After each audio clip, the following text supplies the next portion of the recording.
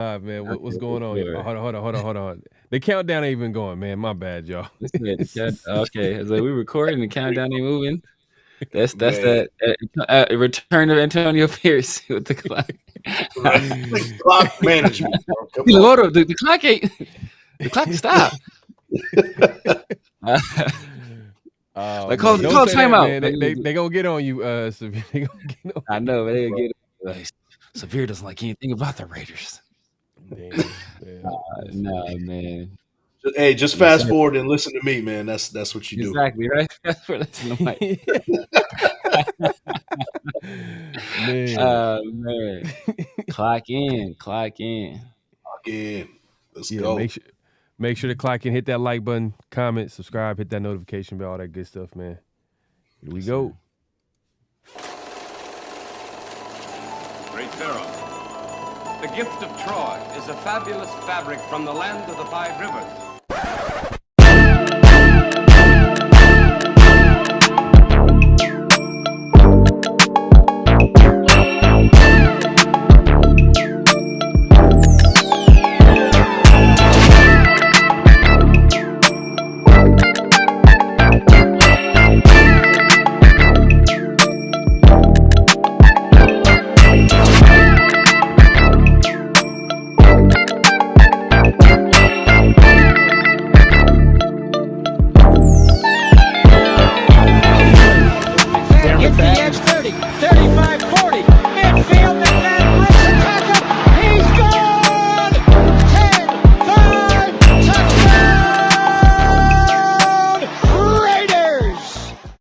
Years ago, when we came to Los Angeles, I really believed that the greatness of the Raiders would be in its future.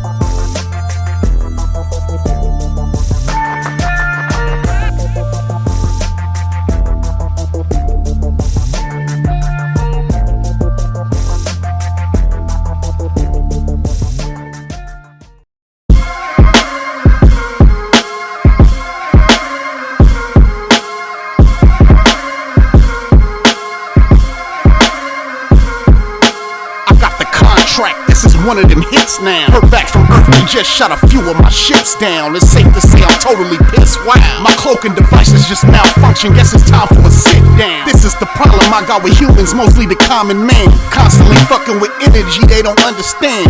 Always thinking they got the upper hand. The G-forces from my maneuvers can snap your spine like a rubber band. I shouldn't waste my time, they ain't half as nice. Put a Red Bull in your coffin so you ghosts can have wings in the afterlife. Let's rock and roll like a belly dancer's rhinestone. It was my idea to shake the pineal gland like a pine cone. My thoughts create hurricanes, tornadoes, and cyclones. A punch for me is like an avalanche of granite and limestone. You live here, but now this is my home. I neuralize both your retinas. You wake up staring at the screen of your iPhone. Confused by the light plus the high tone. And now we connected from the microchip I placed next to your thigh bone. It's hard to understand cause your mind blown, but I gotta cut communication. Your government just scrambled they spy drones. That voice is speaking Sumerian, the oldest language in human history. I can't explain it. What's going on? What's going on? We back. We back, man. The return of Mike, man. What's going on, Mike? Man, Here? refreshed, man. Refreshed. Man, hey, look, the vacation must have been nice, bro. You got the new beard and everything, man. I see you, bro. Like, hey, yeah, man. Yeah, a couple shades darker too, man. You know. Man, that's make yourself more susceptible to black on black crime. Oh man. No, but hey, man, what's going on, everybody? Make sure to click and hit that like button, hit that subscribe button, hit that notification bell, all that good stuff. You're going to be seeing this on all of our channels, so you want to make sure you like, comment, subscribe to all of the channels. Man, we got some stuff to talk about, man. Hey, the Raiders scheduled release happened. We gotta go over this new schedule. We knew we knew the teams that they're gonna play, but we didn't know when. And that we officially found that out. Also, we're gonna get into comments of the week, all that good stuff, and then also, hey, Mike, mini camp. We didn't even get a chance to talk to you about mini camp. AP was able to talk. We haven't heard from AP. I mean, we talked about it, me and Severe, but obviously we didn't hear your thought. We want to hear your thoughts as well. But let's get into it, man. Like, actually, let's talk about the latest of what's going on with the Raiders. And what the latest news is actually Dwayne Joseph, the pro personnel guy for the Raiders the last 5 years. He leaves the Raiders and he goes to Detroit. I don't know if you know too much about him. Do you think this is something that you expected to happen, especially with Telesco coming in, or because he's been with the team for 5 years? He was hired on, I think, with Mike Mayock. I think Mike Mayock is the guy that brought him on initially. But he stayed on after Mayock left, obviously with McDaniels. But I guess, man, maybe he's seen writing on the wall. I don't know. What were your thoughts, man, on that, man? It's a little concerning, just a little bit, just because the timing of it. You know, it's like, okay, the draft already passed. You already did free agency. Everything is, you pretty much got the squad already. It's all about the formalities at this point. I mean, you pretty much got your full 90 on board right now. It just seems that, like, why now? I would think that maybe a couple months ago that would have been the move to make. So that is a little bit concerning. Like, is it a difference in philosophy? Is it what's going on behind the scenes? But it might just be like a better opportunity. Maybe a promotion that was presented to him and you couldn't resist it at that point. I can understand that, but the timing of it seems a little bit off to me, but I'm not going to be too concerned. I mean, it's right. At this point, I mean, the squad's already there. Hopefully this doesn't mean that, there was a difference in opinion, difference in philosophy or something like that, but happy trails to him and good luck in Detroit. Yeah, man. Yeah, Severe, man. I don't know what were your thoughts on it. I know that they usually when with scouts and personnel from the previous regime, they don't leave until after the draft because the new regime actually needs them. They need people in the building because they already have the infrastructure built already. But eventually they want to get their guys in the building. And, obviously getting their guys in the building, they're going to have like, they're going to be scouting. They're going to have to – it's just going to take time for them to get settled in. I think Telesco hired one of his guys from the Chargers, Wooden. I think JoJo Wooden, I believe. So maybe that might be a sign why Dwayne Joseph left was probably he's seen like, hey, this guy's here to replace me. You know what I mean? Like, or I'm gonna get a demotion or whatever the case may be. You know what it is. New regime comes in, the existing people are on notice. Like that's just the nature of the business, man. That's what it is. But he was able to survive 2 regimes. But hey, good luck to him.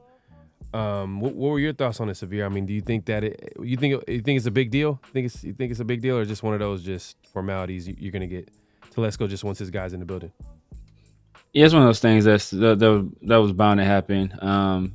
Telesco had already kind of hinted towards it as well when he's been kind of hinting for a while now. There's going to be some changes to not only the people in the building, but to some of like the operations as well, and how they run free agency, how they run scouting. So with that change, you expect there to be some people that are let go and some other people that are brought in. Dwayne Joseph, that's the guy. He's been around the block, man. He's worked for Chicago. I think he was actually at one point up, for the GM job in Chicago. He worked in the Eagles organization as well. Yeah. And Dwayne Joseph probably was like, look, there was a team that chose to select Terrion Arnold and chose to select Ennis Rakestraw. It's like I'm going with those guys. Like, yeah, I'm gonna and they have a quarterback too. So he's probably like, look, I'm gonna go where the grass is greener. They're kind of on the upswing. So he probably he had and right now it's probably hard. It's hard to find those openings too. He was gonna get let go. He was bound to get let go by Telesco at some point. The writing was on the wall, kind of as you said. So if you can find a job, especially, it's an organization right now it's kind of buzzing, they're having some success. You can kind of, really make your name for it. If the team continues to do well, generally a rising tide lifts all ships, man. So if you're a part of that team, that just lends you, more opportunities going forward. So that they see you're part of that winning formula, then that could potentially lead to an assistant GM job, maybe a GM job for him. Yeah, and one more thing, man, because I don't want to sound like what did Mike say the last time? I had some mic issues. In the Pringle can. It sounded like I was talking into a Pringle can. Hey, can y'all hear this? Yes, sir. Yes, sir. All right, cool. All right, for sure. All right, well, we don't want to spend too much, man. It's pro personnel, gal. Like it is what it is, man. Telesco, new GM, wants his guy. But that being said, Mike, man, I don't know if you're able to catch up, maybe hear some things about minicamp. I know you were on vacation, enjoying your time, but I'm sure you probably took a quick peek at what was going on with the Raiders. But AP was able to talk. I don't know if you were able to get a chance to hear him talk. Even Spillane recently. I know you checked that out. If you want to tell the people what your thoughts on that that podcast interview with Max Crosby as well. But what were your thoughts, man, on what's going on with the Raiders lately? They really believe in the philosophy that they're trying to set forward right now. I think that the Raiders are finally finding that identity that we've been waiting them to get in Vegas for quite a while. And it seems more like a blue collar type of mentality. I do like the fact that they're kind of keeping a little bit of Oakland in their DNA as the years go by, as they continue with the Vegas, and that blue collar mentality is gonna be the reason why they're successful this year. And I do like the fact that Antonio Pierce is in there. He's really instilling that, kind of like scrappy bunch of guys coming in and really making a big impact at every phase. Like it's a bunch of guys in there that like Spillane, he was undrafted, when he first came in, and he earned his keep, and now he's a captain on the defense. Those are the type of guys that it seems like that they're looking for. Jackson Powers Johnson, he's a true Raider at this point. He has that same mentality where he's kind of scrappy, and he wants to get at it and punch you in the mouth and that type of deal. There's no frills with this Raiders team, man.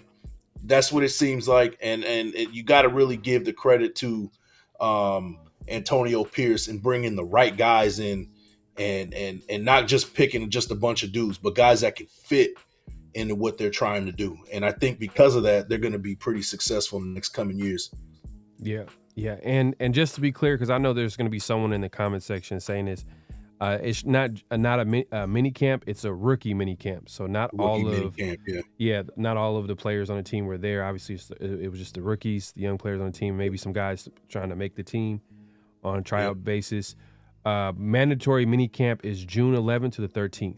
So that's when the entire team actually gets together, and we'll probably see how it looks like. And sometimes, you know, when they get together in those mini camps, and after the mini camp completes, they realize, okay, we might need a trade. We might need to pick up a guy in free agency. We might need to trade for a guy. You know what I mean? And the other day, I'm gonna bring this up because I want to hear your thoughts on this, because me and Severe talked about it the other day. We talked about Jared Goff getting that huge contract. And him getting that huge contract pretty much tells us that they're pretty much committed to this guy being the starting QB for at least for the next 4 years. Yep.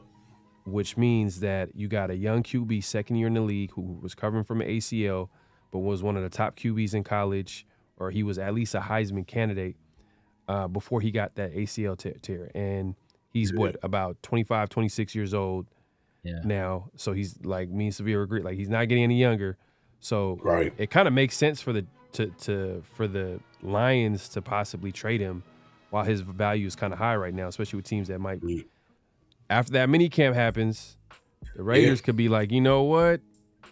Maybe we should add some more young talent to this room, you know, and see what happens. But what are your thoughts on that, man? Hendon Hooker. That's the quarterback that we're talking about. Hendon Hooker. What are your thoughts? Do you think the Raiders should look into trading for him, or, you know what, at this point in the offseason, we should stick with our guys? I think at this point you stick with your dudes. You know, if you bring in a guy like Hendon Hooker, he's got to learn the entire offense in June. And in that situation, you're kind of behind the 8 ball in that situation. You could roll with a Gardner Minshew if I'm assuming that you do a trade and you trade Aiden O'Connell, because I don't think that you would keep Aiden O'Connell alongside a Hendon Hooker. You know, it to me, that doesn't make any sense for that to happen. But I think at this point, they're 100% backing Aiden O'Connell for him to be that guy, and he's going to get a legit shot to start. Now, if he stinks it up 100%, then he's going to be a backup, and that means it's Gardner Minshew time, and you're going to deal with that next year. I don't think that they're going to deal with it this season. I think that they're going to put him in a backup role. He knows the offense to an extent. Maybe he's not the starter that you really hope for him to be, but you got a guy who's familiar with the offense, who's been working on that offense for months now at this point. So to kind of start from scratch, I know hasn't been that much of a difference. That hasn't been that long. So you would think that you would want to start from the, you know, if you're going to do that, rip the Band-Aid off as soon as you can to get the other guy on board. But I think that they still are going to back Aiden O'Connell in that situation. And if he stinks it up, then he's just a backup at this point. Wow. So you're saying that the Raiders shouldn't even consider it at that point in the offseason with not this year. Not this year. I think that if that does happen in the scenario where that happens, you maybe you go back to that next season to where you can start for a fourth, fifth rounder, for a fourth or fifth round pick. You wouldn't do it? I mean, so does that include that you still have the 2 other quarterbacks there? Yeah, because in that situation, there's too many men there's too many guys in the room. 3 quarterbacks. Anthony Brown. I think that's the guy's name. I don't remember the guy's name. Yeah, we have so there's 3 like 4 quarterbacks in the room. 4 if you consider Bradley. But Anthony Brown and Bradley, like they could just be there just to hold the clipboard. You know what I mean? Put some respect on this name. I'm just being honest. They're gonna the majority of the snaps are gonna go to Minshew and AOC. Undoubtedly. But if you get a Hendon Hooker in there, you know, who knows? That might be a guy. And that's the thing. Like Hendon Hooker is there's a lot of questions with Hendon Hooker. There's a lot of questions. I mean, what are you getting from Hooker at this point? You know, is he a starter? Is he that guy that everybody kind of, you know, Sorry, was I kind couldn't of help it. wait, what happened? Oh, So you said, where you get it from Hooker at this point? I said an STD. man, That's the $1 million question, huh? there you go, man. But it's like, are you getting the same guy that was tearing it up before he got injured a couple seasons ago? Are you getting that same dude, or is he just? There's too many questions. What we do know is that Aiden O'Connell knows the offense and he knows what's going on, and to just have another guy just for the sake of, kind of finding lightning in a bottle, to me it just doesn't make sense this season. I think maybe next season, if things don't work at the quarterback position, then you go ahead and look at that again, and maybe you trade Aiden O'Connell, and depending on what the situation is, maybe an additional pick or whatever is going on, depending on what Aiden O'Connell does. And if he totally stinks it up, then he probably has no value at that point, right? Yeah. So I think and I know Sphere probably could chime in on this too as well. I think I don't think it's going to happen. Yeah. I think an aggressive GM would probably look into it and try to make it happen. Yeah. Because from a Lions perspective, they don't mind waiting until preseason to trade him, because they actually want to put him out in preseason, showcase him, increase his value, his trade value, and then eventually trade him for a higher pick, because he was picked in the 3rd round. So I think for them, if they get 3rd round or higher at this point, it's a win. Even a 4th or 5th rounder. I mean, like, because at the end he's a 3rd rounder. Like, he's 26-year-old quarterback, and if he's not part of their future plans, like, they're going to get something out of him. But I think it works in their favor if they can showcase him in preseason. But if that happens, that means his value is going to go up, his trade value. Because if he's killing in preseason, and we see a great arm, we see the athletic ability, you know what I mean, which we don't have at quarterback. We don't have a quarterback with a big arm and that's mobile. We don't have that on the roster. But I hear what you're saying. You make total sense. But Severe, like, I know we talked about this on Monday, but I'm noticing, man, like, I'm getting a lot of pushback from some people in Raider Nation. I mean, I know we on the same page, but like, let them know, like, what because it makes sense to me. It makes sense to me. You know what I mean? Pharaoh wants to go to the unpopular guy about the unpopular opinion, and like Severe, nobody likes you. What do you think? Like, go ahead and turn the volume down on this situation. Mike broke it down like smoothly. He basically said it's going to be late in the offseason, and you already have 2 quarterbacks. It makes a lot of sense, but I'm like, the talent, the ceiling, if you're getting it for a 4th, 5th round pick, exactly, like, I mean, it's tempting, right? It's tempting. I look at it like this: Hendon Hooker was drafted in the 3rd round last year, right? So he already had at least 3rd round value at the bare minimum, right? Because that's where he was drafted. So if you're getting him for a 4th or 5th, you're already saving at least 1 whole round of value already. And then you look at it like even further, right? The only reason he fell to the 3rd round is because he was coming off an ACL and people knew he wouldn't be available that first year. Really, he's a late 1st, early 2nd round value. So then at that point, you're saving 2 to 3 rounds worth of value on that particular draft pick at a premium position.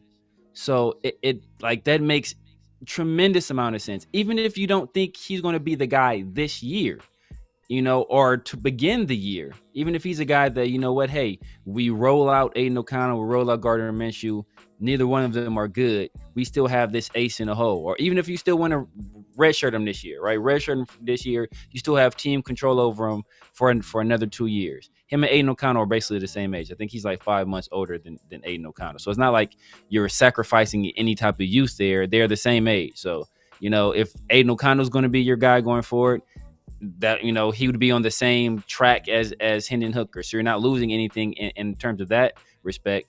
But what you are gaining is somebody that is immensely more talented than Aiden O'Connell. and proved so at the collegiate level, and proved so in terms of where his draft stock was before he was injured. So I think it makes all the sense in the world, and which is why Tom Telesco put a plant in Dwayne Joseph in the Lions organization. So for when we execute this trade, I'm playing on that part. But yeah, I just think it makes all the sense in the world, right? You're gaining at least if you can get him for a fourth. The chat right now is I'm sure they're like, I can feel it, bro. Like my ears are tingling, and yeah. He won 5 games last year. You see, he came in mid season and chill, So like I said, he was a 3rd round pick the last year.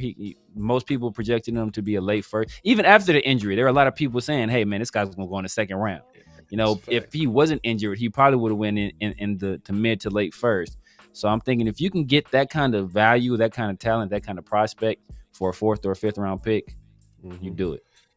Man, my thing about it is we're kind of playing off too many what ifs. That's kind of where I'm like hesitant about doing it. Now, the trade that you said for a 4th or 5th round pick, yeah, that's a good move to me. Like I think if we were to do that, that's a good move. But what does that say philosophy wise as far as your trust in your quarterback? I mean, we've been told that Aiden O'Connell is the guy, right? That he's he's gonna get a chance to start. Now after June, after these mini camps, if he's over there throwing helium balls and he looks like he's not ready to go, which I don't think is gonna happen. But if that is the case, then you definitely you have to consider it. I'll give you that. You do have to consider something, especially if you have nothing at quarterback. But I think that's the reason why we have Gardner Minshew at this point. Just in case Aiden O'Connell isn't the guy this year. And that's what I'm saying. Like, I don't think that they're just going to completely just like, nah, we're going to just go out of the plan that we already had at this point. I think that's why maybe next year is where you consider that, to where you can see if you can get something for Aiden O'Connell, or just let Gardner Minshew walk and then let Aiden O'Connell, and say you do bring in a Hendon Hooker, let them two battle it out for the starting spot the following year. So with all that being said, I don't see Telesco doing it. I don't see him doing it. Yeah, he don't even seem like the type. Like he's the type that like he'll I'm not even gonna get into it, but I remember me and Severe we cracking jokes. Like if it's pick number 13, he needs a quarterback. He's waiting until number 13 to get that quarterback. You know what I mean? Yeah, like I don't know if he's gonna trade up. I mean, he's traded up before. Like I think he's traded up for a running back. I think traded up for Melvin Gordon. But for him to be a GM for this long, and he had, you could say for the most part, he's not a super aggressive GM. Like no. He did make a trade for Khalil Mack, I guess. I don't know if that. I don't want to say that's super aggressive. I don't know. Yeah, I don't know, man. I'm just trying. I'm trying to see, like, trying to stay positive here. But it is what it is, man. But look, man. But yeah, let's move along, because man, we got to talk about the schedule release that happened. And now we officially know when the Raiders are going to play their games. They're going to kick off, and I'm going to put this on the screen real quick. They're going to go ahead and kick it off. Let me put this on the screen, and we'll be able to see it in just a second here. Mm-hmm. Boom. 2024 Raiders schedule. You see the preseason games. The dates haven't been announced yet. Usually they come out a little bit later as it gets close to I think August is when the preseason starts. Yeah. But let's start with it, man. Look, week 1 in LA against the Chargers. Jim Harbaugh, a coach that was linked to the Raiders for years. We always heard the rumors, and now he's the coach of the stinking Chargers. Yeah. And week 1, man, in LA, which is a home that's a home opener. Opener. Yeah, basically it's home game. Yeah, let's be honest. It's a home game. You saw the hat I was wearing. I mean, you already know what it is. Right. Still to this day. Yep. To this day. Hey man, hey, we gotta get that sound effect, bro. There's so much man. stuff, bro. I gotta get man. It's like hot sauce, man. It goes on everything. But that's a fact.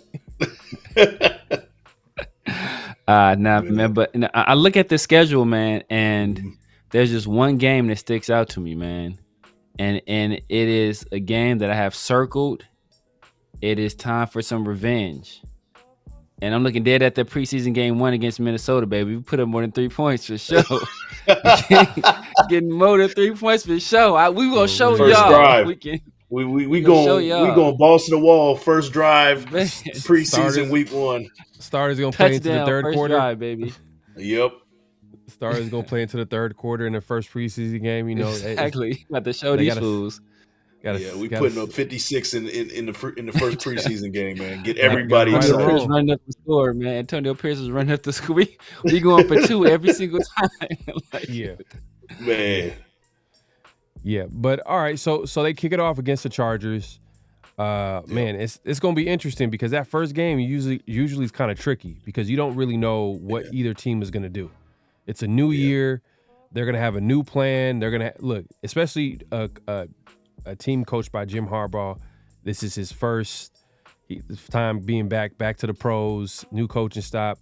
I mean, we know a little bit about Greg Roman. We already know a little bit about Jim Harbaugh as far as their philosophy, but they got a new set of players. They got how is Herbert gonna look? I mean, is it gonna be the same old Herbert where he's the regular season king and then big moments he disappears? That's like his label right now. Or do we see a new and improved Herbert? Like, there's so many things that we like that week 1, and it's a division opponent too. So that's gonna be a tough game. I'm not gonna lie. I think that's gonna be a tough game. In LA, I like the fact that we're getting Harbaugh week 1, because there's gonna be some kinks that he's still trying to iron out. We've seen this in the last few seasons that these teams don't get cooking really until week 4. As far as building a philosophy and getting to that rhythm of, what they want to do on offense and defense. I think that's to our advantage right now. I mean, you could argue and say that we're going to be going through the same kind of learning curve with Antonio Pierce, but Pierce was here last year for a little bit, so he has a little bit of continuation. But I do like the fact that we're getting the Chargers early, and we got to get a win in SoFi, man. We haven't gotten a win in SoFi yet, so there's motivation for you week 1, going to LA and actually planting your flag in LA and showing them that we're the premier team in Los Angeles still to this day. So we gotta make it happen early, man. We gotta make a statement.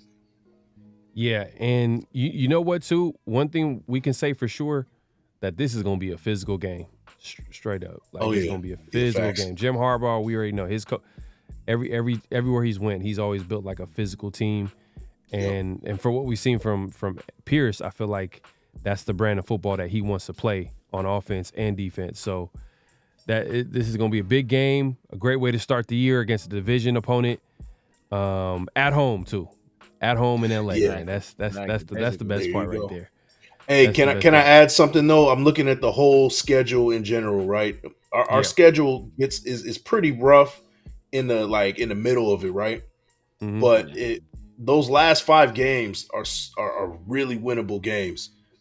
That could be a difference between us making a run and getting into the playoffs. And the Bucks, December 8th, we should be able to take care of the Bucks in Tampa. The Falcons on Monday night. I don't think that's going to be a Monday night game by the time we play them. It could be, depending on what the Falcons are doing. But we can handle the Falcons in Vegas. The Jags, I think they're going to take a step back this year just a little bit. Mm-hmm. Winnable game. Saints is going to be in New Orleans. That's going to be a tough game. But talent wise, we should take care of business there. And then the Chargers at home for that final game. We should go a 5-0. Down the stretch. There's no reason why we shouldn't go 5-0 those last 5 games, and that might make a difference between us getting that final wild card spot or even getting in the division, depending on how things go throughout the season. Yeah, and just to put more context into the regular season. So Adam Schefter, he posted this earlier about the about each NFL team and how many miles they're going to be traveling. Yeah. And let's see if I could let me move this so everybody can see this. Let me put this right here, and y'all can see it here.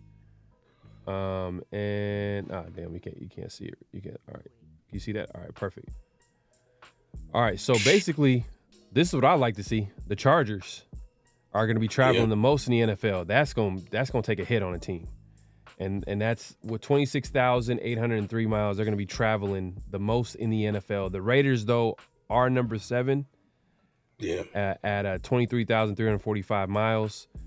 The reason why we put this up here is because it does matter a little bit, man. When teams travel more, it takes a little toll on the body. You're going to different time zones, especially that East Coast trip. We already know as Raider fans, when we watch those East Coast games, man, we're kind of like, man, please, let's hope for a competitive game.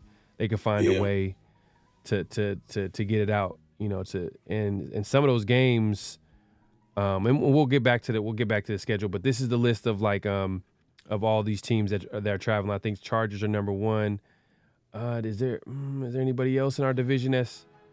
Yeah, Chargers the only one. No. The only thing I don't like about this. Who's traveling the least? The least is the. Let me see. Let me go put this up. The Commanders. Okay.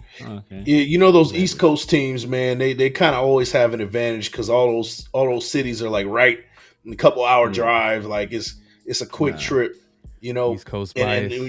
And then the West Coast teams always got it tougher because if you really look at a map, like most of those teams are on the other side of the, on the eastern part of the time zone. Well, so, I mean, I think you might. Well, but then the Jets, the Patriots, are like they're 4th. Miami. Do they go over? Coast, technically, they don't they have like a Germany game or? You also got to take that in consideration if they go in one of those European. Miami sounds like they're always usually that team that goes overseas, so I wouldn't be surprised. Jaguars too. Jaguars, I believe they got 2 of them. They're like in the top 10, top 15. Yeah. See, the thing with Miami is that they're in the AFC East, so all of their opponents are pretty far away. Yeah, that's true. So that's part of the reason. They have the New York teams, then they have New England. So their divisional games are far away. So that's why they have so many travel. That's part of why they have so many travel miles. Look at most of the other teams. Same thing. Well, the Patriots. I think the Patriots do have an overseas game, but all those other teams, for the most part, it looks like a lot of them are on the West Coast or in Florida. Yeah. And it every year we kind of look at the schedule and we're like, man, the Raiders got a tough schedule again. Like that's just something that we got to deal with. Like that's just what we, as a Raider fan, you already know that you're going to have one of the top 10 toughest schedules every year. That's just what it is. And then we're going to travel more. We're always going to be in the top end as far as travel goes because of location just alone. So, that's standard at this point, man. As a Raider fan, you already know what it is. Yeah, and starting off, man, you got the Chargers, you got Baltimore, second game of the season. So I feel like this is going to be low key a tough game. The first game I think is going to be low key a tough game. Physical game, you don't know what to expect. Week 1 can go either way. It is what it is.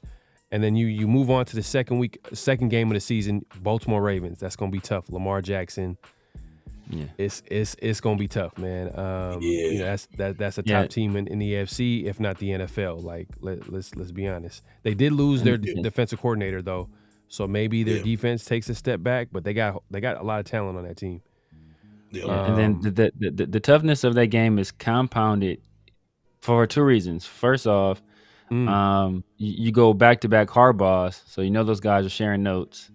Oh yeah. And then you go West Coast to East Coast, and then you have a 10 a.m. start. So those are always games we traditionally struggle playing those 10 a.m. games on the East Coast. So Then if it's a very physical team, in the Ravens with a pretty good defense against either Gardner Minshew or Aiden O'Connell, it's going to be tough. Yeah. We better hope Lou Getsy got some type of crazy offense set up with these two tight ends 41 and these personnel. receivers. Yeah. The big Mike. That's the big Mike. The 41 personnel. Let's get it. No, but that the part of the schedule where I'm looking at this like a gauntlet to me. As soon as October 13th, week 6, we got the Steelers, and then we go Rams, and then the Chiefs, and then the Bengals, and then a bye, and then the Dolphins. Like that's a crazy stretch. That is a crazy stretch. If we can survive that one. And Rams are Rams is a sneaky team. Like you just know McVay's gonna have them ready to play. Like obviously, and in Stafford, I think Stafford is one of the best QBs in the league in today's NFL. That's gonna be tough. But that being said, McVay's gonna cook something up. With on offense. I know they lost their Hall of Fame defensive tackle, but I don't know, man. The Rams, they look.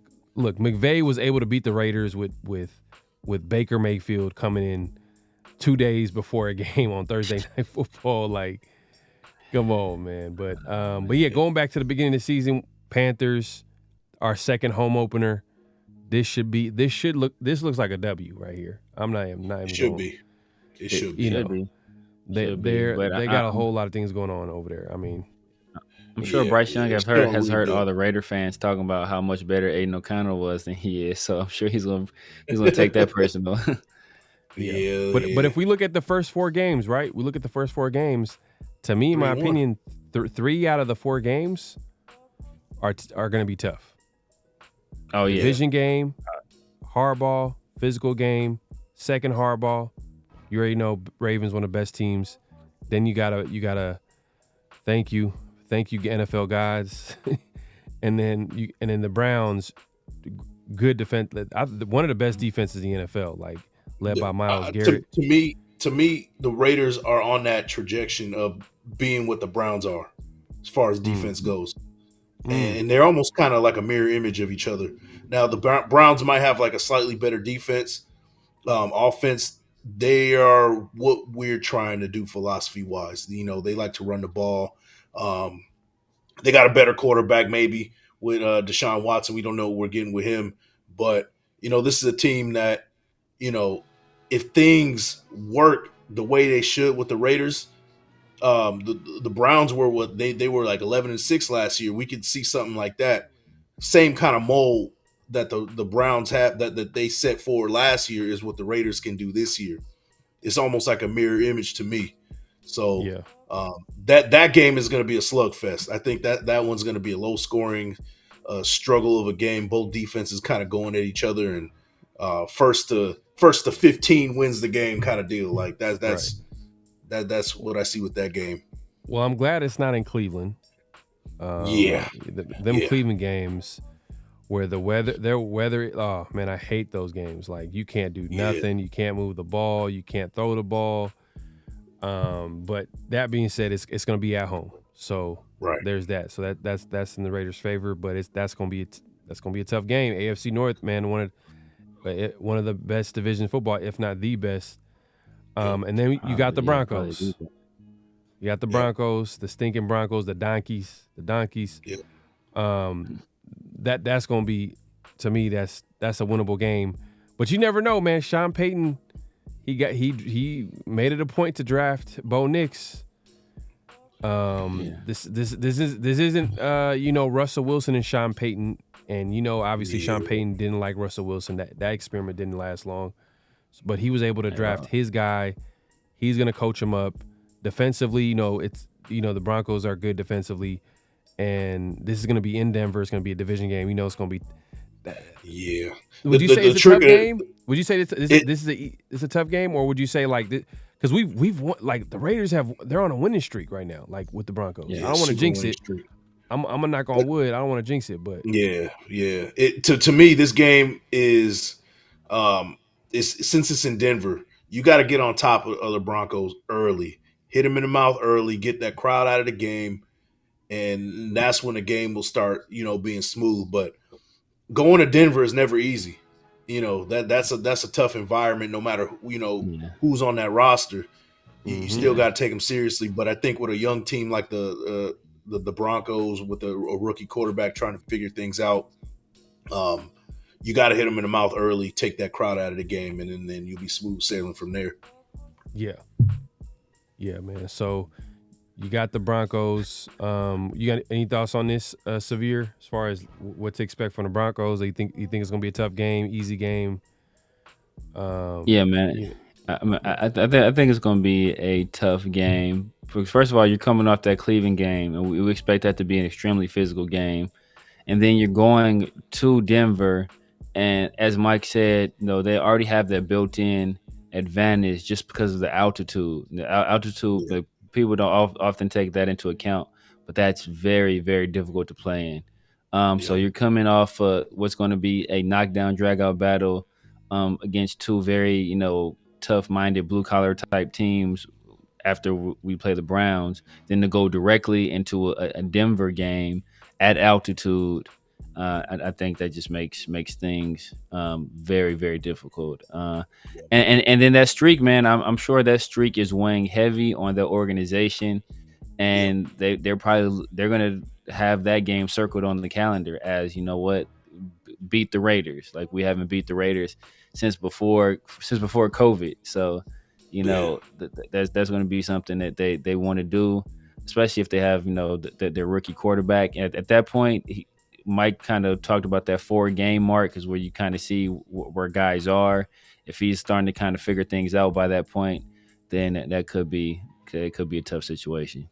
Yeah.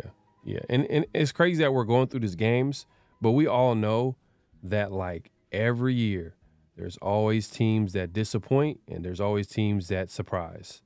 Yeah. So, you know what I mean? It could be the Chargers being terrible, which wouldn't be a surprise, but the Chargers, the Broncos being one of the best teams in the NFL. Like, we don't know. Like, the Panthers could be one of the best young teams in the league.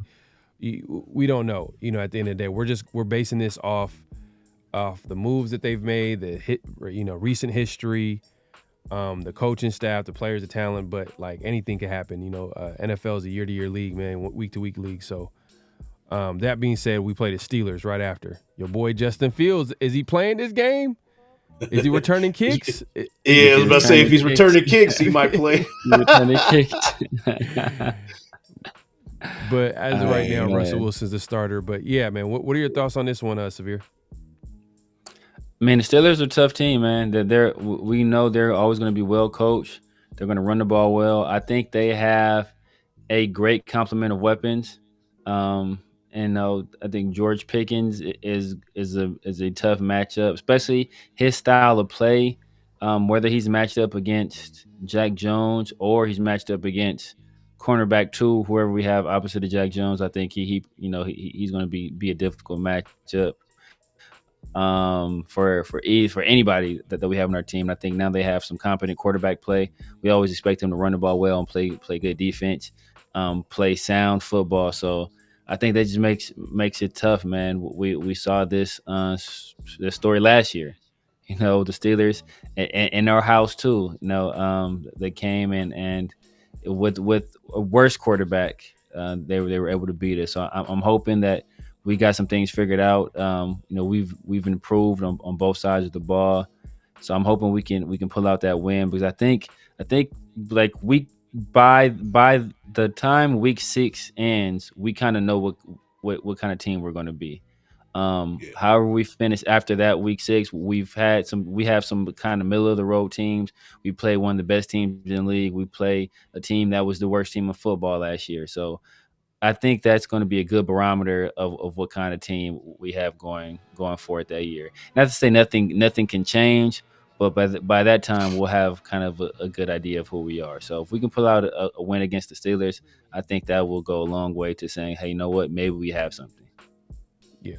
Yeah, no doubt. And going back to what Mike was saying earlier when he talked about the last 5 games, I mean, if you look at the first half of the season before that bye, it's I think that's if we can get past, if we can survive the first half of the season, I think the second half kind of sets up a little bit nice for us a little bit, because we pretty much played the AFC North. Like, that's the best division of football the last few years. Yep. From the Bengals, you got to expect Joe Burrow should be back, this year, right? So he's gonna be playing Week 9. You would assume that's gonna be tough, and that's gonna be at Cincinnati too. At Cincinnati, I'm skipping some games here. The Rams, obviously, we talked about earlier. Sean McVay, Stafford, but it's gonna be at home. You know what I mean? It's gonna be at home, so that's a home game. That's an extra home game, so that's a good thing. We got 2 extra home games this year. Right. That's right. Right, and then it's the Chiefs. You already know what the Chiefs. Yeah, as much as we hate the Chiefs, that's the best team in the division, man. They won the Super Bowl last year. It is what it is, man. Hopefully, we'll be able to be the Grinch this year too, when it comes to the Chiefs, man. But yeah, man. Look, so let's just move it along, man. Like, let's go to the second half of the season, and let's get to the Dolphins. And that was a game last year where it was kind of like, man, like, we should have won that game. It felt like we competed. It's just, if we had some better quarterback play, maybe we steal that game, Yep. But then, I think after that, was it the Vikings game after that? I think it was the Vikings game, right? After that was the Vikings game, I believe. Because I think we had a bye week, and it was a bye week then the Vikings game. Oh, that's how bad the Vikings game was. It was after a bye week too. Man, we had to wait 2 weeks after being excited. I'm like, hey, Antonio Pierce got this team turned around. Our offense is getting better, and then we seen a 3-0 game that sucked the life out of us. Yeah. Then we scored 63 the next game. 63 the next game, man. Roller coaster season last season, man. But let's talk. Let's talk Week 11 Dolphins.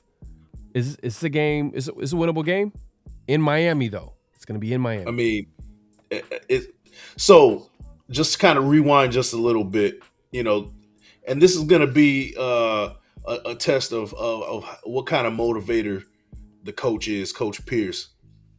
Because there's a couple games on this schedule where, that's the one that got away last year. The Steelers being one of them. The Steelers being that game where we should have won that game. Now, I know that Antonio Pierce wasn't there. He was there, but he wasn't at the head coaching spot. But that Steelers game was another one of those games where it got away with, we should have won that game. The Dolphins is another one. I want to see from Antonio Pierce, hey, this is a game that we should have won last year. Around the same time, we went over there and, we were just a couple plays away from stealing one. Yeah. What do we have to do this time around to make that happen? And I think that's going to be one of those games that the Raiders have circled big time. I know that Max Crosby is going to be, he's going to have that defense, really hyped up, barring no injuries and things like that.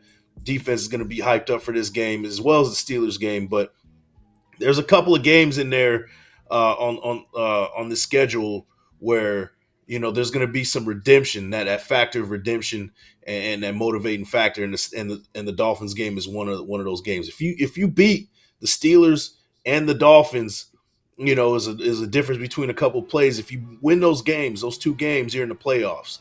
Even one of those games, if you just win one of those games, you're in the playoffs. So, they're going to look at that and be like, okay, this is the one that got away last year. What do we got to do to make this happen this year? So that's a game that I see them looking within, and looking in the mirror and getting things done right here. I think I got an upset right here, Week 11. Yeah. I mean, they competed with them. The one thing I'm worried about, though, is that speed. We were able to keep it under wraps the last time, but man, at any moment they have guys all over the football field that can just score in a blink of an eye. And if that happens, if the defense makes a mistake here, do we have an offense that has the ability to score some points? And that's one of the biggest question marks that we won't be able to find out until the season starts. Is offensively, are we an improved offensive unit? Do we have an identity?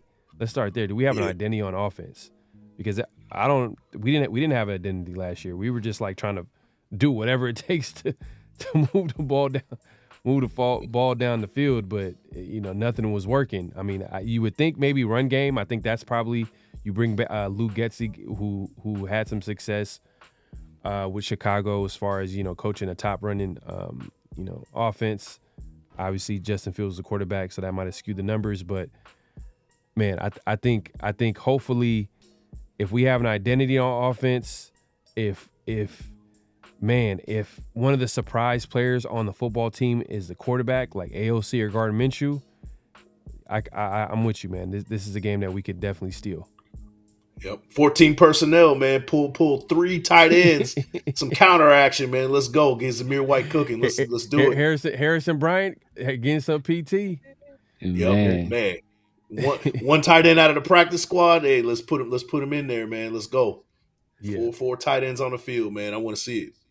Yeah, man. But hey, are you Severe? Are you scared of the Dolphins? Is this a game where you're like, I don't know, I mean, me personally, like I said, I'm not scared of him. I'm not scared of Tua. Like if we can get to Tua, that's the key.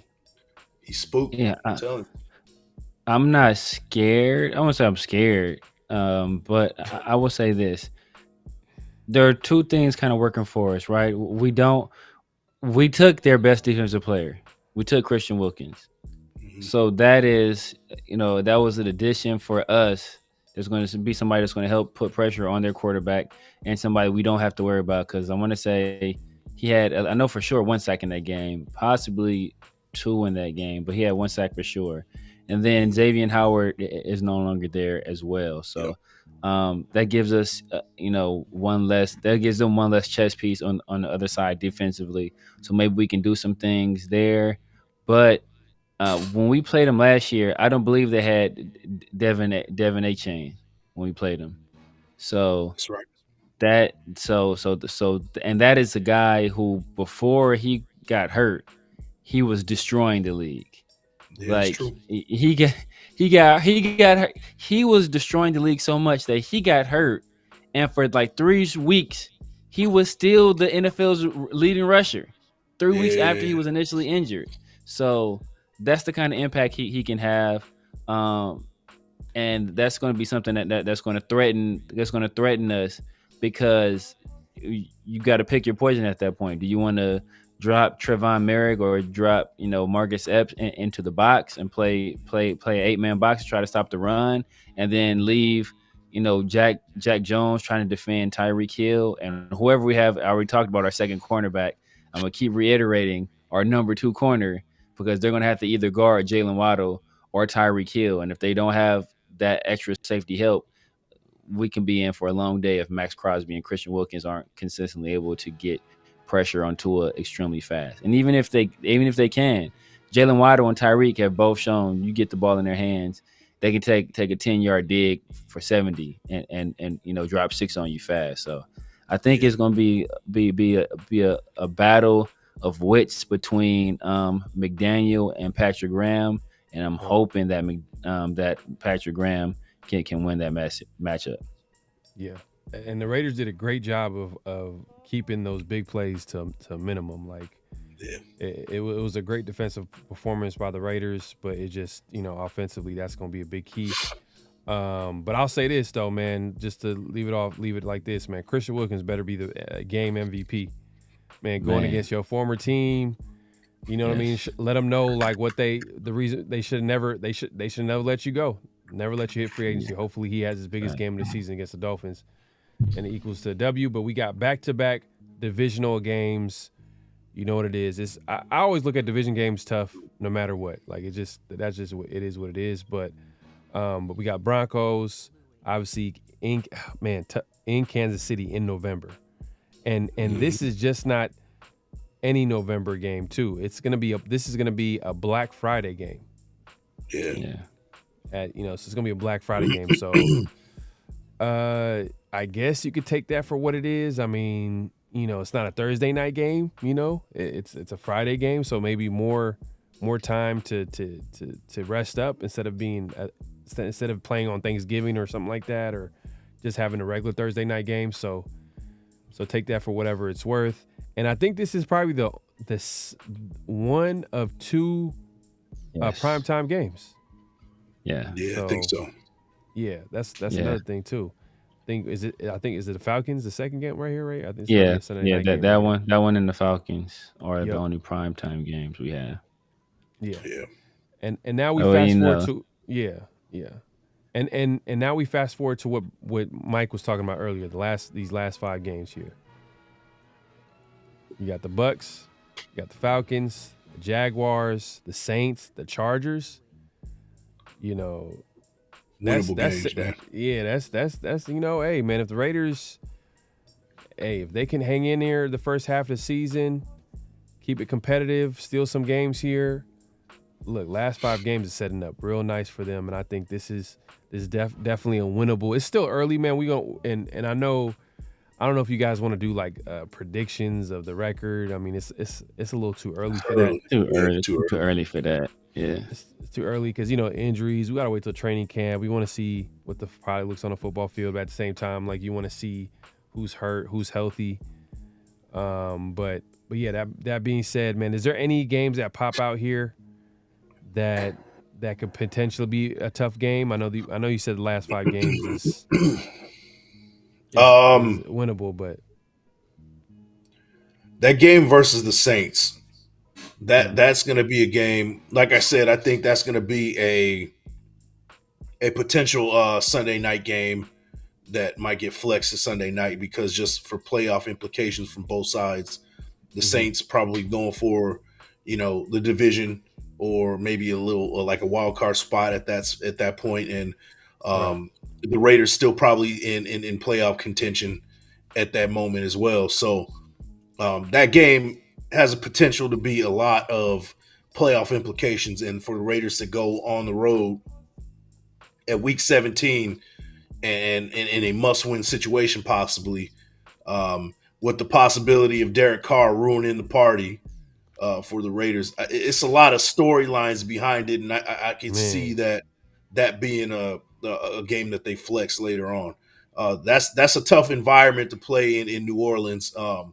I've been to a Saints game before, not when they played the Raiders, but just being in the Superdome. That is a tough place to play. They have a rabid fan base similar to what we have. They just do it a little bit differently than we do, but Saints fans are no joke. So to go there, so to go there with only one nation, y'all. There's only one. There's only one. But if when there's playoff implications on the line, you got to go on the road to continue your chance to make the playoffs. That's a tough game in general. So that's one that sticks out to me later on in the season. Yeah, and man. I look. I think I think that first half for me is that's like Severe said earlier. I think the first few games, first 6 games, you're gonna find out what this team is, man. As far as offensively, defensively, you're gonna know what this team is about, especially because they play against different types of opponents, like Severe said.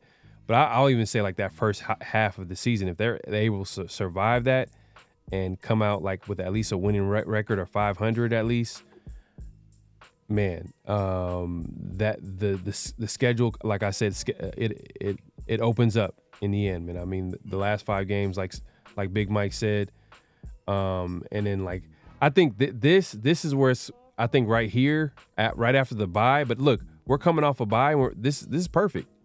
Playing the Dolphins after a bye, that's extra 2 weeks. Usually that's an advantage. You have 2 weeks to prepare for your opponent. So that can be an advantage right there. And then we're back at home with the Broncos. This is going to be tough. East Coast, I mean Tampa Bay. I know it's Baker Mayfield, and we don't really respect him as like I a mean, they were a top playoff quarterback, team but- last year, man. They won a playoff game. and he played well. He played well for them. He But played really well. Yeah. and the thing is too, this is another East Coast game. That's the one thing. Even That's that a Dolphins fact. game, we 10 gotta a.m. be too. real. 10 a.m. start too. You got to take 10 it a.m. seriously. Yep. Yeah. Yep. But if I showed you, you know, these last 8 games, this is what the schedule looks like, you'd be excited. You know, if I told you this from you know, before you saw it, like, man, we have the potential to go 6-2, possibly 7-1 in these final 8 games. Yeah. You do that, you're in the playoffs, you know, regardless of what happens in the first half of the season. So I'm excited for that second half. I think that we can steal one from the Dolphins. The Broncos, we should be able to take care of business. I think the Chiefs have in their mind already, like, hey, we're not losing to the Raiders in Arrowhead. So I'm clocking that one as an L. And then the last 5, like I said, are all winnable games. So, you know, 7-1, 6-2, like that's a good stretch of game that you finish the season 6-2, you're looking at the playoffs. Yeah. And I don't know if y'all noticed this. I mean, is this a thing? Like literally last season it was the Broncos' first game of the season, and then Broncos' last game of the season. Yeah, they did and now it this year it's the Chargers' first game, and the last game of the season is the Chargers. So I guess they did a similar because the second game was also an East Coast game. They gave us the Bills week 2 last year. So So they're not playing like, hey, all right, you're gonna get that. You're gonna get a AFC West opponent week 1, and then you're going East Coast week 2. That's I guess that's the recipe for us. That's what they're doing to us. So yeah, man. But yeah, man, that's the schedule release, man. Hey, look, there's some games here that we feel like are winnable, some tough games. At the end of the day, we don't know what's gonna happen when the season rolls around. There's always gonna be some surprise teams. There's gonna be some tough teams. And when that happens, man, we'll talk about it. But for right now, it's not a terrible schedule. I don't think it's like, oh man, like I don't know how we're gonna survive this. I don't know how the Raiders are gonna get through this, man. If the Raiders are able to figure it out on offense, I feel like they'll be all right next season. Oh yeah, no defensively, doubt. we know what it is, man. I feel like defensively we can all agree, like we feel good about the defense more than the offense. Yeah, we got more question marks there. But that being said, to moving along, man, we got comments of the week, man. We got comments of the week back. Popular demand. I know last week you missed it, Big Mike, but we got some comments. Yeah. And hey, make sure to leave a comment after the video. After this ends, make sure to leave a comment so then we can put you on here, man. And we want to hear your thoughts, man, because some of y'all leave some good comments. Y'all have some great opinions and outlooks on certain things. Sometimes y'all don't. We don't agree with what you have to say, but we'll still put it up. We'll still put it up, man. We're not haters, man. We're gonna put it up, and we're gonna let you know why we disagree with you or agree with you. Either or, man. Facts. So we're not gonna be haters, and I guess let's see who we can start off, man. I guess it starts off with me, Michael Craig, man. Appreciate you, man, commenting, man. He says AP. This is last week, and I believe one of the things that we talked about was Costa Mesa. The Raiders are going to be going there for training camp, and I kind of asked at the time, like, why the Raiders couldn't go to Northern California? Because I'm being biased. I know I want them to come over here, and you know the guy Michael's like, AP wants to move the camp to unite the team. So do you think the head coach? That's a good question right there. Do you think the head coach has a big say on where the Raiders play for training camp, especially AP? Maybe John Gruden, just because he had that 10-year contract and he had so much control as far as the day-to-day and being a GM. You know, we know what it was with John, but like AP, do you think he would have a lot of say in where the Raiders played for training camp? Like, hey, can we go to Southern California instead? No, I think that this was already in play, and I think that Antonio Pierce endorsed it, and he wanted that as well. And it was like, all right, well, you like it, and I love it. You know, this is what I already wanted anyway. So it kind of happened. I don't think that Antonio Pierce is like, let's go to Costa Mesa, and they're like, all right, cool, let's go contact the city and get it voted. Like I don't see that happening. Like it was just like it was already kind of in the play to happen, and Antonio Pierce kind of benefits from the nod basically. Yeah, no. And another thing too, I think this is just a sign of the Raiders. I think, like you said, like I think it's more so the Raiders are trying to get away from that heat, that crazy Las Vegas heat.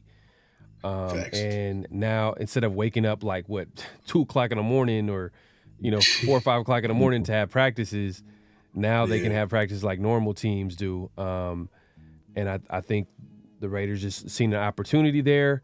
I think before the Raiders were there, the Chargers were there, but they moved into their facility. So I think teams, I don't know if this is common, but when teams have new facilities, they like to have, I guess, training camps there, because I've noticed that with the Raiders. The Chargers are doing that because their new facilities have just opened up, so they're going to be there for training camp.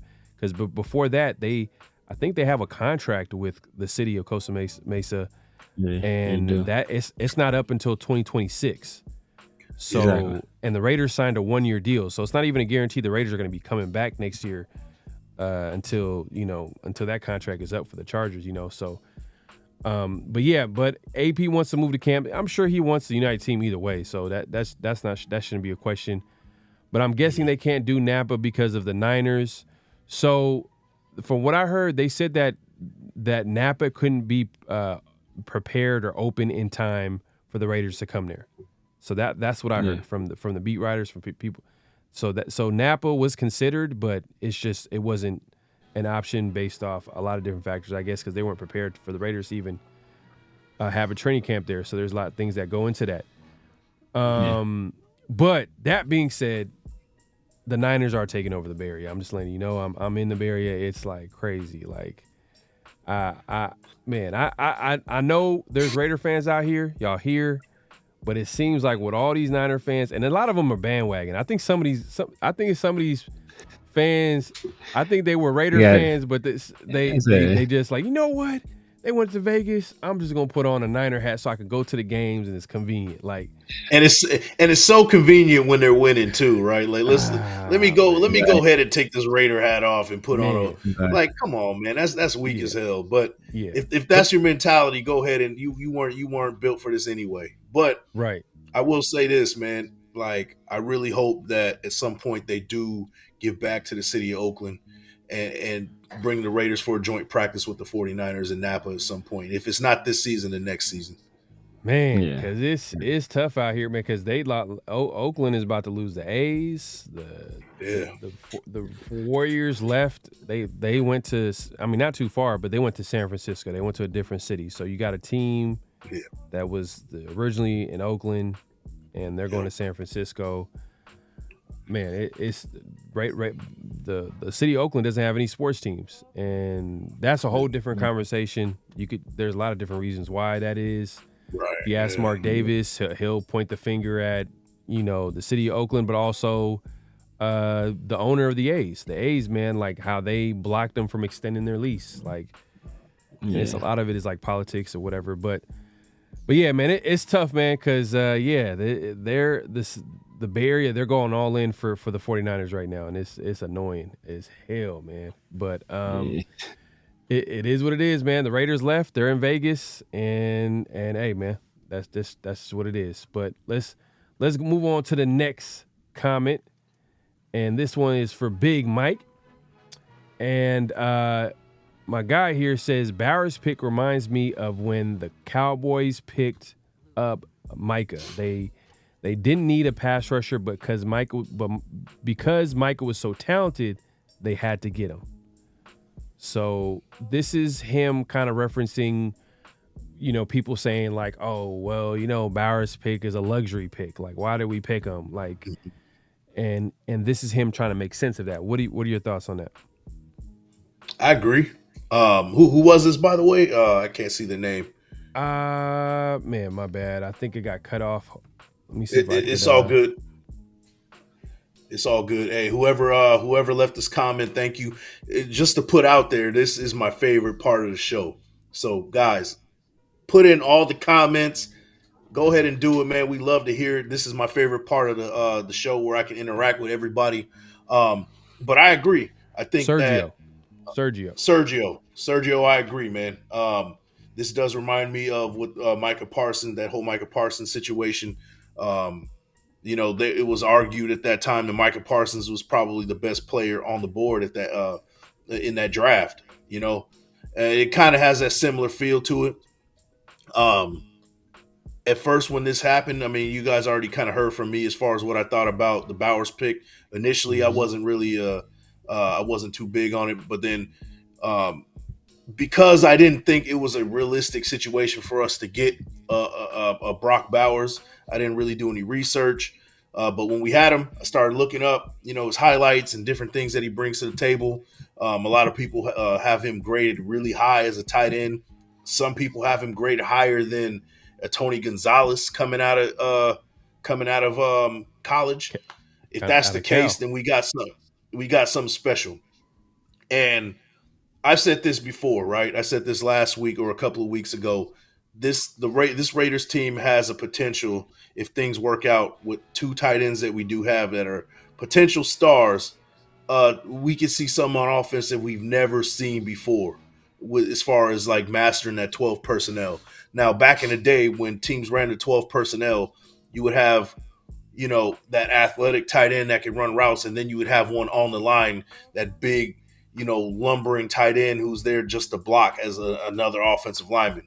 But we have two more than capable route runners who can break a defense potentially with Brock Bowers, and if Big Mike Mayer, he comes out and kind of builds on what he did last year, we have something special on that offense in the 12 personnel. So in different ways too.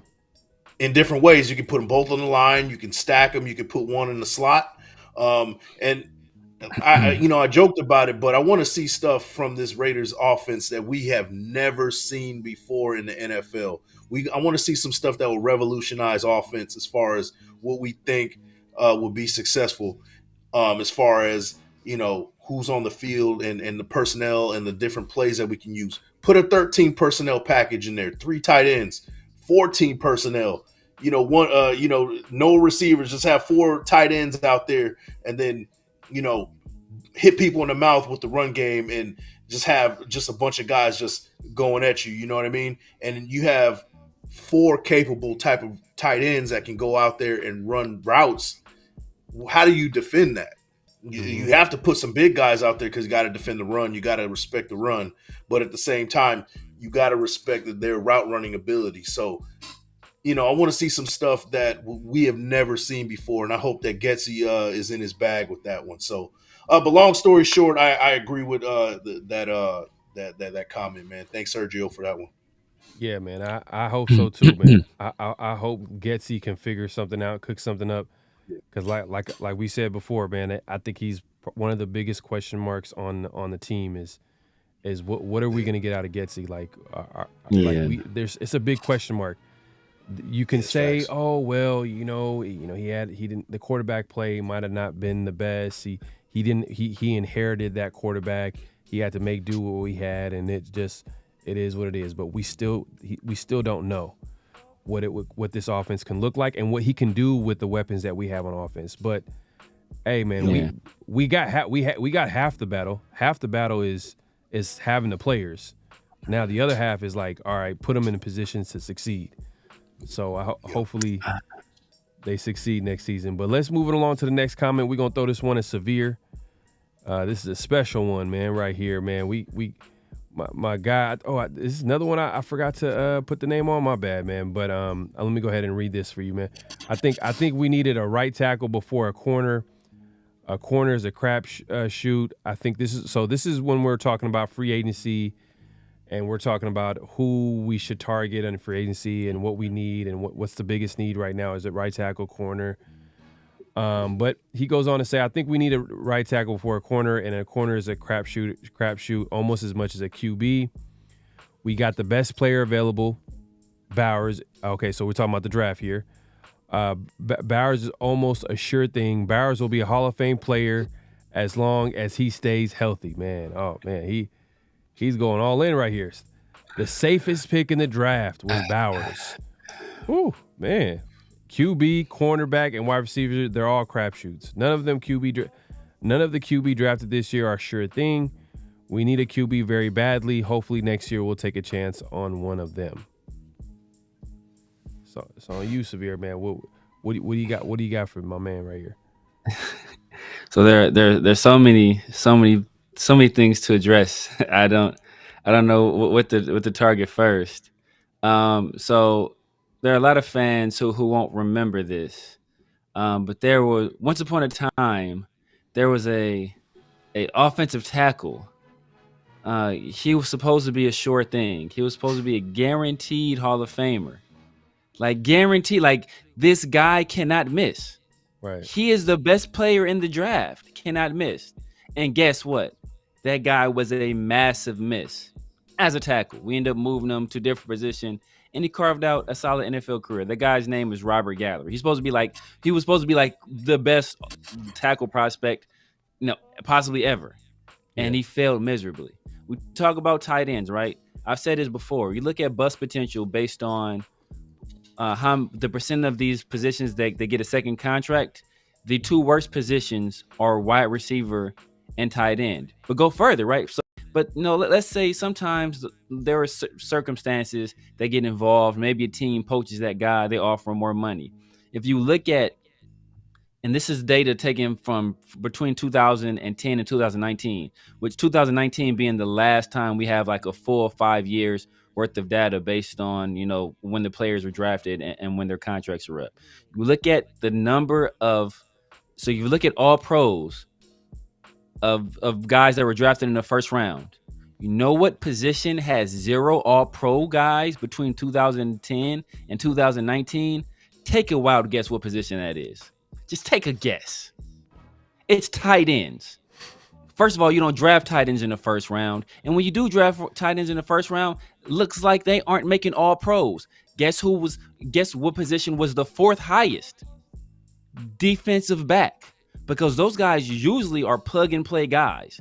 If you can play DB in college, a lot of times you can play DB in the NFL. And that translates much better, especially after that second or third year. Second corner, in my opinion, was a much bigger need than, possibly number 2 weapon behind Devontae, possibly number 3 if you count Jacoby Myers as your number 2 weapon, possibly number 4. If Michael Mayer turns into the player that a lot of people thought he would be last year. So, there's no such thing as a guaranteed player in the NFL. The last time we heard about a guaranteed tight end was Kyle Pitts, who had a heck of a season his rookie year and has tailed off since then. Why? Because of spotty quarterback play. So they just, the quarterback play was so spotty in Atlanta that they paid a guy $200 million and then drafted a guy 8th overall. So that's how much you value quarterback in the NFL. So the fact that we're still talking about, taking this tight end, I mean, it just doesn't make any sense to me. There are a lot of flaws in Brock Bowers' games. I've watched him thoroughly. I've watched every reception he's had since 2021. Every single reception. There are a lot of holes in this game. I see how they used them, and there's no guarantee we'll be able to use them the same way here, especially with Devontae needing the ball, Jacoby needing the ball, Michael needing the ball, and a lot of people having questions about the creativity of Luke Getsy. So to say that he's going to be a guaranteed success with us, I think, that's a reach. To piggyback on Mike's comment, talking about that was similar to Micah Parsons, the Cowboys traded up for Micah Parsons. Michael Parsons was considered a linebacker. And the Cowboys were coming off Jalen Smith being ineffective for the 5 years he was there. He was drafted in 2016. They weren't, they weren't going to bring him back. And then Leighton Vander Esch was hurt every single year. So they needed a linebacker. And then DeMarcus Lawrence was a guy that was wanting to get big money, and he was off injured as well. So not only did they need a pass rusher, they needed a linebacker too. Michael Parsons just happened to fit the mold for both of those guys. That's why they traded up to get him. We didn't need a tight end. We didn't necessarily need a weapon. We needed improved quarterback play, and we needed a corner opposite of Jack Jones, because the guy we had playing there, we cut early in the year. The other guy we wanted to start there was ineffective, so he was benched, and the other guy happened to leave and go to Detroit. So, I think that Bowers, while I'm hoping he turns out to be the player that the Raiders wanted him to be, and that obviously this guy already has his seat, reserved in the Hall of Fame. You can start working on the bus today, I guess. There's no guarantee he'll be that guy, and especially if we don't get improved quarterback play. So, I think Brock Bowers. I think that was not necessarily the safest pick. I think that was a risk. Because if you don't get good quarterback play, he won't be that good, as evidenced by what's happening to Cal Pitts right now, what's happening to Drake London there as well. So we had opportunity to trade back, get extra draft capital, and pick up just about any defensive player we wanted to in this draft. We elected not to. We elected to try to shore up the offensive side of the ball after drafting a tight end last year. And we'll see what that works. We better come out with some 31 person. We better come with some 61 personnel. God damn it! And just 5 offensive linemen, a tight end, and pistol, and the 4 tight ends out wide. Baby. Let's just do that. So like I said, man, I'm hoping it works out well. But like I said, I'm not going to hold my breath, and I'm not. But I'm for damn sure I ain't booking anybody's trip to Canton anytime soon. Man, cooked once again, man. Hey, and I feel you on that one, man. Like I tend to agree with you to a certain degree, especially with the Getsy part. Like we really got to see before we get excited about Brock Bowers. We got to see what he's got cooking on offense, because if it's gonna be real basic, real vanilla. And then, because we always have this expectation of what we think should happen. And to me, I think that they should revolutionize the game. Just the way you got 2 dogs at tight end potentially, right? And I say potentially because Brock Bowers, he's rated really high. And he was the for sure shot guy. That's what people say. And Michael Mayer, he was the sure shot. He was arguably the best tight end coming out last year.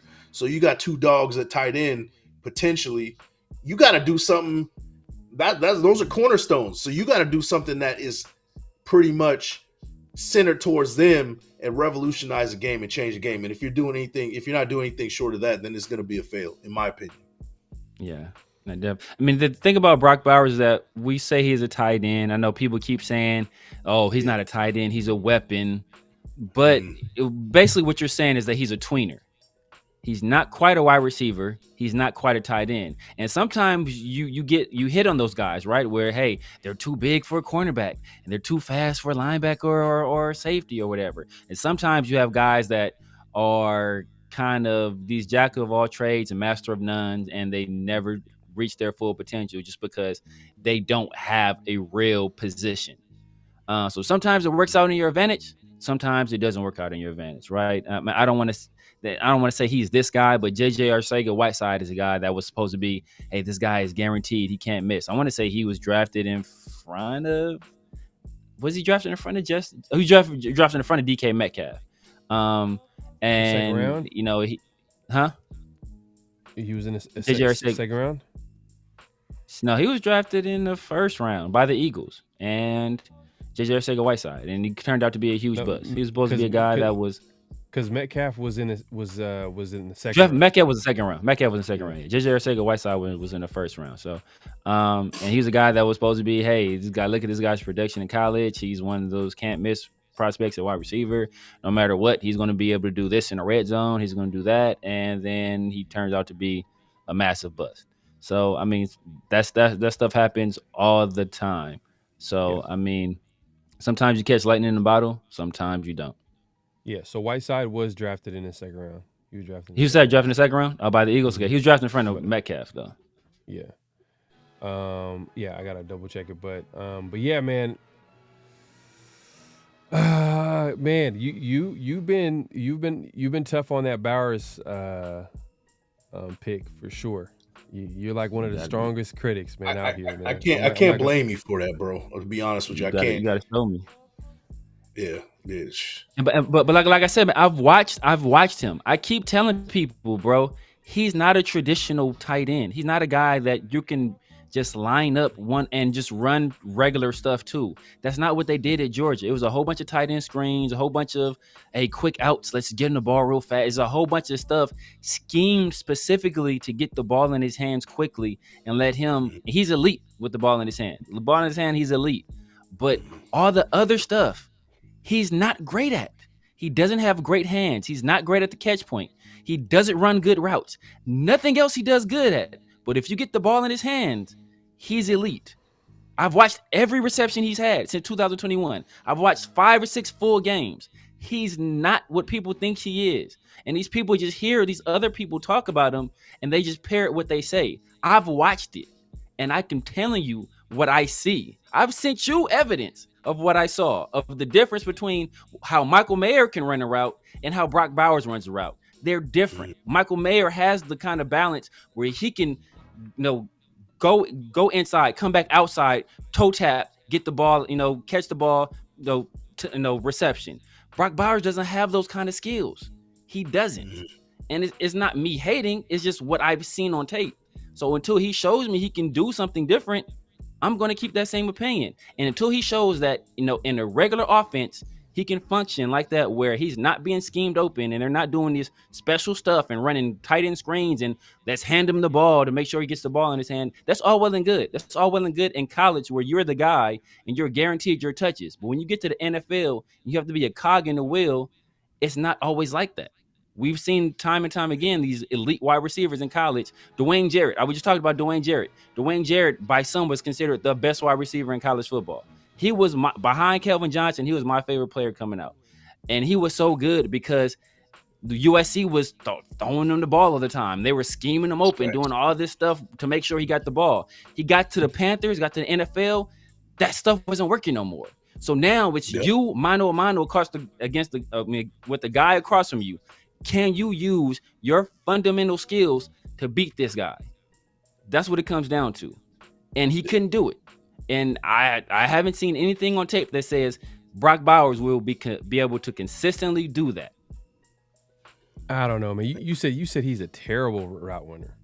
He's bad. He's not bad. He's not a terrible route runner, but he's not a good route runner. People say he's that was for the chat right there. That was for the chat. I was flowing right there. So terrible sounded better. I was spitting. I was freestyling right there. But now he's not a terrible route runner, but he's not a good route runner. He's like mediocre route runner. He's like he's not. It'll get the job done sometimes. Sometimes it won't. But Michael Mayer is a very good route runner. Now, Michael Mayer is not particularly explosive. He's not going to, he has his limitations. But Michael Mayer is also like 265 pounds. He's also great. Michael Mayer is great at the catch point. Michael Mayer is one of the best tight ends I've ever seen in terms of at the catch point. It's me and you. I got to box you out, get this rebound. Michael Mayer can do that. Like Brock Bowers is not a guy. And Brock Bowers also has a fumbling problem too. I didn't even bring that up. That's neither here nor there. Man, I'm just going. Look, man. Hey, one of the biggest critics out there, Brock Bowers, man. I don't think he's as bad as the route runners you say he is. I think I'm on the other side, man. I think he could be a productive player for the Raiders. But are you saying that he's that bad of a route runner that's not something that he'll like, that's not part of his game at all? Like, or are you just saying, is he just going to be one of those guys where he has a very limited route tree? I don't think he'll ever be a guy. He hasn't shown me he has the type of movement skills to be a guy that can easily shift his weight. He's very awkward when he, like, it's hard to describe, but it's just some people, like you can tell, like, people that are light on their feet. It's like being able to dance. You're like, oh, this person, like, some people just have rhythm and can dance. Like, he's a guy that, like, he's never going to really be that. You can dance. It's one of those type things. It's like one of those type things where it's like you can improve, but like it's an art form, right? It's like it's an art form. Some people are blessed with the ability to do that kind of stuff. You can work on it, but he's never going to be like an elite route runner. I think he can get to like pretty good, to even like, I wouldn't say very good, but he can get to like good. He can get to be a good route runner. But right now, like he's not there yet. Let me ask you this then. What do you think of what's the tight end for San Francisco? What do you think of him as a route runner, George Kittle? Like, how do you feel about him as a route runner? Because George Kittle, he's limited too, but he's much better. He's much better. And then George Kittle's an elite blocker as well. So, and he's also much better at the catch point than Brock Bowers. But he's not a great route runner either. But he's better. He's better than the guy that they compare to. They compare him to like his like that, that ability with the ball in his hands, and this dude can house it. He could take it to the house. It could be a huge play down the field. But I would say this. But to that example with George Kittle's production has waned considerably since they got outside weapons. Right? That's true. Like at one point, he was George Kittle is that guy. He's like, oh man, George Kittle, he's the best two-way tight end in the league in terms of a guy that not only can catch the ball and block. How often do you hear people talk about George Kittle now that they have Deebo Samuel and then they have Brandon Ayuk catching the ball on the outside? Hardly ever at all, because once you have outside weapons, you're not going to be scheming that guy like that the ball as much. Well, the issue though with George Kittle is the fact that he can't stay healthy. That's part of the reason. When you can't stay on the field, then Deebo can't either. From the Niners' perspective, they got to figure out a plan to create an offense where they can rely on the pieces that they have. And if Kittle can't stay on the field, then all right, then you're gonna have to have a Brandon Ayuk. Then you're gonna have to have a Deebo Samuel. Then you're gonna have to have a run game. You know what I mean? Like there has to be other pieces on that offensive board that the Niners can use. So it's not a situation where it's like, all right, Kelsey, for example. Like Kelsey he's ingrained in that offense. He's that number one option. They got plays for this guy. They know like he's the go-to guy. Kittle, I don't think he has a bigger footprint on the offense compared to a Kelsey, as far as the receiving part. Maybe as a blocker, you know what I mean. You could speak for that, but as a receiver. But Kelsey, like literally, he's the number one guy. He don't even try to block anybody. But he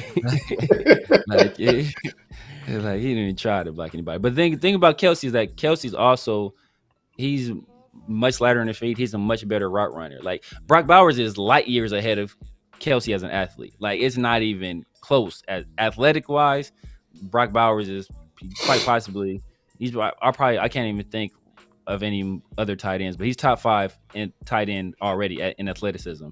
Probably higher than that. I'm just saying top 5 to be safe. So I know Kyle Pitts is probably better. I can't, off the top of my head, I can't think of anybody else that would be a better athlete. But in terms of like being a technician, he's probably like he's not good. He's not good. He's mediocre, and that's probably being charitable. And people are easily impressed. People will see him like, see he make this one move this one time, and like, yeah, that's that one time. Like, let me see him do it on a consistent basis. Like, oh well, he did this on this play. Like, yeah, okay, well, what about the other, 50 some odd plays in that game? Like, what was he doing? What kind of routes were you running in that? Was you running a whole bunch of bubble screens? You running a whole bunch of shallow crossing routes? A whole bunch of like stop routes where he turns around and catch the ball and let him do his thing? Like what is he doing? Can he run the post? Yeah, he can run the post. Can he run the fade? Yeah, he can run the fade. Can he run the dig? Yeah, he can run the dig. But can he run a zig route? Can he run an option route where we need to? He has to kind of read what the defense is doing, changes. Like, no, I haven't seen any evidence of him doing any of that stuff. Well, to be fair though, are you expecting your tight end to have a complete route tree like a wide receiver? You know what I mean? Like when you're telling me he's going to be a big slot, and that's why it was okay to draft him when you have Michael Mayer already, because he's not just a tight end, he's a big slot, he's a weapon. You damn right I'm expecting. If I'm wasting the 13th overall pick on a tight end, bro, you better be able to do everything, bro. You better be able to get Gatorade, wash my car, detail that, like all that, bro. You better be everything. I'm drafting a tight end at 13, bro. You better be able to cut hair, rap, all that, of that. Hey man, but Bowers, you know what, man? Week 1, 250 yards receiving, 3 touchdowns. There you go. And that's a problem. Severe might be like, Mayer a better route runner. It wasn't 251 though.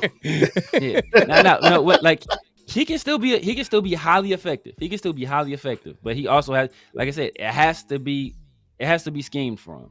For him. Him having Devontae there, I think, is going to help him tremendously. I think that's going to free him up. But, like I said, it could create a situation where if Devontae starts not getting the ball because, hey, you know what, Devontae is now a decoy, like what does that do with your relationship with Devontae Adams? So I think that's the kind of that's going to be the rub right there. So, I mean, I think he could be a highly, highly productive player, but I don't think he's a guy that I personally, if I had an option between drafting him at 13, trading back and getting a number one corner in this draft, and picking up extra draft capital, I'm doing that every single day of the week. Yeah, man. Hey, you know what? It's on Getsy, man. It's on Getsy. It's on Getsy at the end of the day. It's on Getsy. Yeah, but Getsy and the quarterbacks, too. Yeah. Those are two big question marks, man. We'll see how it shakes out, man. But hey, man, we went a little bit longer than expected. But hey, man, this is a special show. Special edition show it was a schedule release. We wanted to get through the games. We want to have an idea of what could happen next season, and we were able to have a good conversation. Like I said, make sure to clock in at this point, clock out, subscribe, like the video, hit the notification bell. You guys should be seeing this on all of our channels, so make sure to hit the like button and subscribe button, all that good stuff, notification bell on all of our channels, man. We appreciate everybody coming through, man. Any last thoughts, man? You want to let the people know where they can find you, anything coming up? Big Mike? Yeah, man. Big Mike Raider, you do the search. It's the first thing that pops up, man. Just stay tuned, man. We got some things cooking coming down the line, man. It's kind of almost at that dead point of the off season. So we're hoping for some news, but as of right now, man, it's kind of dead, man. Schedule release came out, and then after that, we got the mini camps coming in June. So yeah, we're kind of getting to that dead portion of the season right now. Yeah. Hopefully we get a signing. Hopefully we get some type of signing, because I think we get a veteran at corner. That's one of those things that we kind of looking at that corner position like Brandon Faison.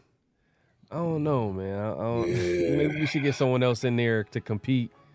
Yeah, and definitely. And then if the young guys come out on top, that's what it is. Hey, that's what it is. Yeah. Hey, we'll but just let's get some more competition in the room. But Severe, man, any last thoughts? Let the people know where they can find you and what they can look forward to. Y'all know where to find me. The Severe Raider on YouTube, the Severe Raider on IG, the Severe Raider on Snapchat, the Severe Raider on TikTok, the Severe Raider popping out on what they say. Sometimes you got to pop out. Man, I got some stuff I'm trying to put together, man. I'm trying to put together some some film stuff on some of the draft picks, man. Just gathering some of their plays, some of their strengths and their weaknesses, and putting that together. Talking my junk over it as well. So y'all know what time it is. Get in them comment sections. Let me know how y'all feel. Yeah, let me know if you need a collab on that too, bro. Oh man, that would be legendary. Man, yeah, man. Check that out, man. Like the gentleman said, Big Mike Raider all over social media, especially YouTube, and obviously the Severe Raider all over social media. We keep it simple for y'all, man. We just keep everything the same. You know what I mean? So that's right. All over social media, and obviously myself, PharoahNFL. You can find me all over social media as well, including YouTube, as you see it on the screen, PharoahNFL, all that good stuff, man. Man, we appreciate everybody coming through, man. This has been a great show, man. I guess till next time. Peace. Plenty of comments next week. Oh my God, man. Just win, baby. Hello? You play to win the game. You don't play to just play it.